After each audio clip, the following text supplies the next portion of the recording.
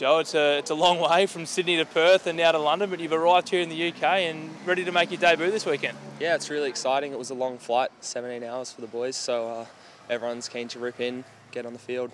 Tell us a little bit about your rugby sevens journey. Not many people sort of know too much about you yet. I'm sure they will soon. Yeah, well, I moved down to Sydney at the start of last year, and I started doing a few training sessions here and there with the boys. Then started full-time at about July last year. I've been injured for a few months now, but I've just been having a good time doing my rehab and really keen to get onto the field. Like you said, you moved down from Queensland to Sydney to have a crack at this sevens program. From what I've heard from the coaches and the staff, you really sort of made that pathway through the development squads and those sort of things have been knocking on the door for a little while now. Is that sort of how it feels for you? Yeah, definitely. I got a chance to go to Japan last year with the development team, and I got a chance to play in front of Friendy last year at the National Championships in Adelaide. So it's good to finally get onto the field for the real deal, have a chance to go for it.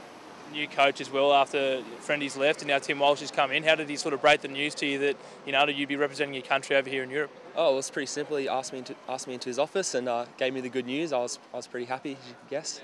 And you were saying to me before that your family's going to be over here too. How special will it be to have them in the stands at Twickenham? Yeah, really good. My brother just lives a few hours down the road in Bristol.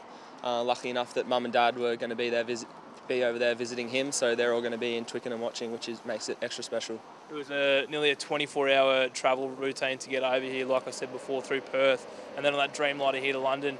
Looks like you guys have settled in well and having a bit of a blowout and a stretch to get your body moving again. Yeah, it was really needed getting into that gym. It was good to get the legs ticking over a little bit. I know a few of the boys pulled up a bit sore off the flight, but yeah, it was good to loosen up a bit.